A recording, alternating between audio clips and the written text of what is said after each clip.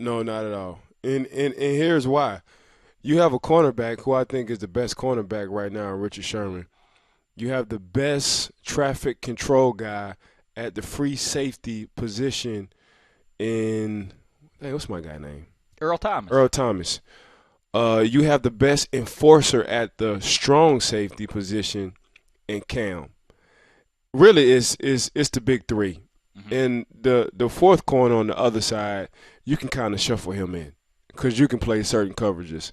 So I look at them like how I look at the Warriors, them three, like a Steph, a Green, a KD. Like that's how I look at Sherm, Earl, and Cam. Now, are they getting long in the tooth? You can kind of tell they are. You know, you can kind of tell they're real seasoned Well, veterans. the big thing that killed, I mean, who knows how different things would look. Everybody still is talking about Derek Carr, and I think they will 10 years from now even. Right. People will look back and say, man, if Derek Carr hadn't gotten hurt, who knows what the 2016 playoffs would have looked like. What if Earl Thomas hadn't gotten hurt? They might have wound up in the Super Bowl. I think you can make a strong case they would have. A strong case. What Earl Thomas missed 108 out of 109 games? Earl Thomas? Oh, it did not miss that many. Yes. Right, yeah. He missed one until he got hurt. That's impressive. And then they fell apart. I mean, as soon as he went out, that was the end of that. And that's what I was, Jenga piece. That's what I was trying to tell people when we was talking about, okay, what's the biggest injury throughout the course of the season? And we was coming on your show, like Earl Thomas is the biggest injury throughout the course of the season because he's been there the longest. He doesn't miss games. Like, he controls everybody from the back to the front. Usually it's the linebacker controlling from the front to the back.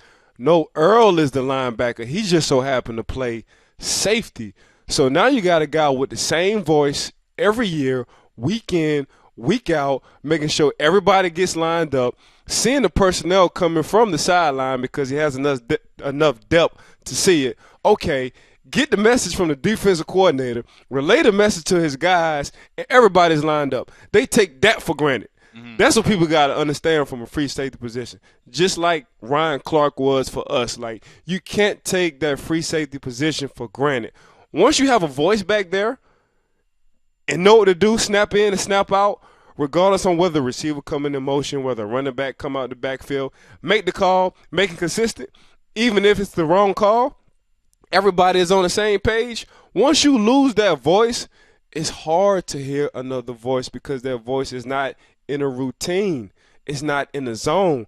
So when I was looking at Earl getting hurt, I'm like, oh, yeah, it's going to be hard. And they were saying, oh, we got guys and the next man up. But no, not when you have a all-pro safety in Earl Thomas. You even saw Cam struggling a little bit because they tried to put him back there in the post, and that's not what he does. Right. So that's just, to me, just proves all my points on how good I completely agree. Is. Now, in hindsight, I will revise my Jenga piece, my most significant Jenga pieces that were absent from the playoffs. I would go Earl Thomas 1 is the most significant absence. Yeah, if Derek Carr had been back there for the Raiders.